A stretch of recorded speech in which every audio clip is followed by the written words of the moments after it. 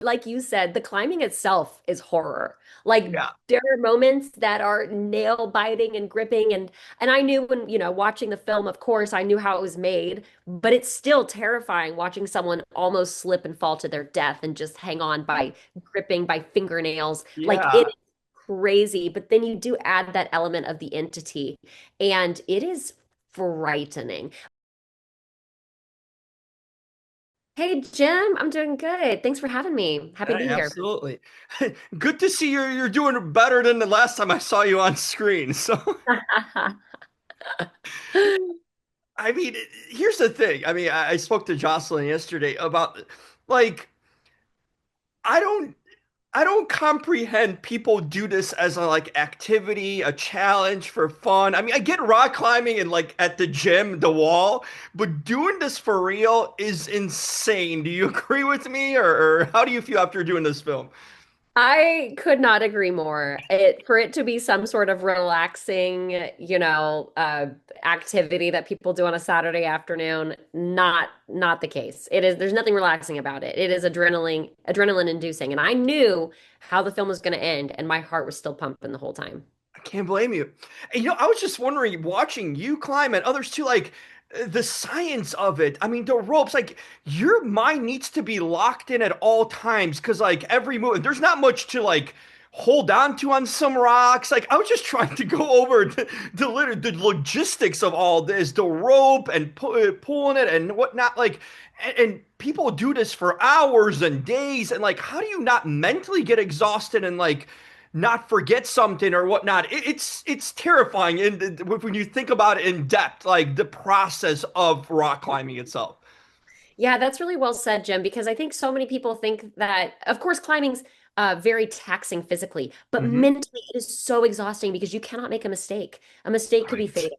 So and it comes down to your fingertips. Literally, some holds are just enough for one or two fingertips, or you're jamming a hand into a crack in a wall, and that is your hold. And you think, oh, I got a rope, I got a harness. Yeah, but also you have what these like clips that are protection that you Hmm. put on these cracks, and those can fail. Protection can fail. And you're trained with redundancies. You're trained to have two different, protections, especially when you're anchoring, but still it can fail. So you really can't make mistakes. You can't climb when you're tired. You can't climb whenever you're thinking about something else. So I think a lot of people that's the draw, right? They Yeah. can just lock in. They think about nothing. But man, it is exhausting mentally. I mean, you guys had that expert there, Alex. I mean, who did free solo. He is the man when it comes to this stuff. Do you pick his brain like on set? Like, I'm curious what sort of questions you guys would ask him and like have that resource right there. Yeah, I mean, it exactly right. We just use it as an opportunity to pick his brain, Yeah. and he is just a normal guy. And you think someone like that is human. He has, I'm sure his own fears and doubts and things like that. And it's not that these professional climbers aren't afraid. They just know how to work through it and keep their Hmm. mind clear in spite of it. And so I brought a lot of that to my character as well, because there's moments where I won't spoil anything, where my character finds herself in very tricky situations that are life-threatening. Sure. And how would someone respond in that situation? Would it be all fear, or would it initially be fear and then the determination to work through the fear because the life is on the line? So those were some interesting choices I made, just really based on conversations I had with these professional climbers. Hmm. You know, Brendan, here's the thing. Like, not only the rock climbing is difficult and scary in any sort of way you think about it, he adds a doubles up with a spirit here. Like, evil spirit stacks up the deck. I mean, is there anything more he could have thrown at these characters at this point? Because the climbing's scary enough to me. Like, that could have been a movie in itself, the fear of it. But then you enter these unknown spirits into the fray. I'm scared to ask Brendan if there's more he could have done because don't give him any ideas, Jim. Yes, no, I mean, like you said, the climbing itself is horror.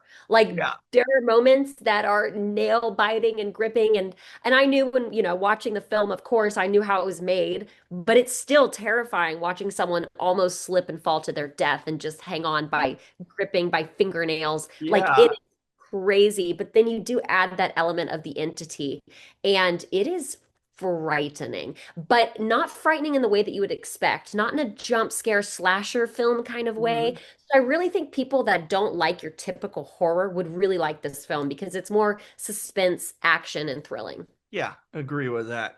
Did you guys bond? I mean, everyone seemed to be around the same age, kind of a younger cast here. I mean, some of the veterans on the outside here too. You got Bill Fichtner and all some really great actors here too that appear. But did you guys bond together, hang out? I'm curious during the filming because you sort of have to be bonded on screen. I mean, there's not many more intimate settings than climbing with someone and depending on each other's lives. So I'm curious how you sort of maybe got along with the cast and bonded offset.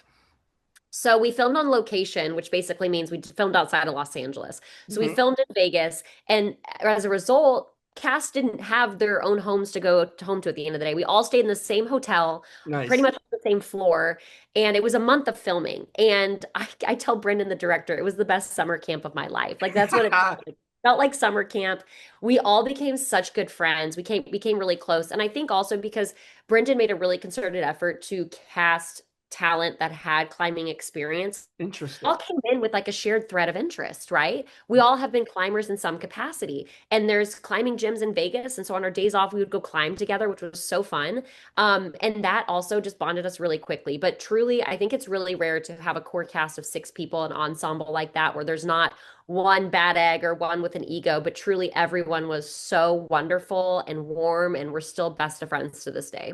Oh, that's really cool. That is like a college experience in a way, but you guys, I didn't know the fact that everyone sort of had an interest in climbing. It's so interesting too to sort of but it makes sense too when you have actors that already sort of know the subject matter, have some intrigue in it too. I think it probably had to help the final product in so many ways versus someone who's like, I've never done this or would never even try rock climbing on a wall, sort of thing. It probably would have been a different experience. It definitely brought a realism and a groundedness to an otherwise epic adventure. Yeah. So even though crazy things happen and there's, crazy surprises, the climbing in it is very grounded, very real. Brendan, the director, did a great job of casting people who knew what they were doing, but then also casting professional world-class climbers as advisors on set to make sure that the way we were placing our gear and placing our protection into the wall was real and grounded and convincing. Yeah.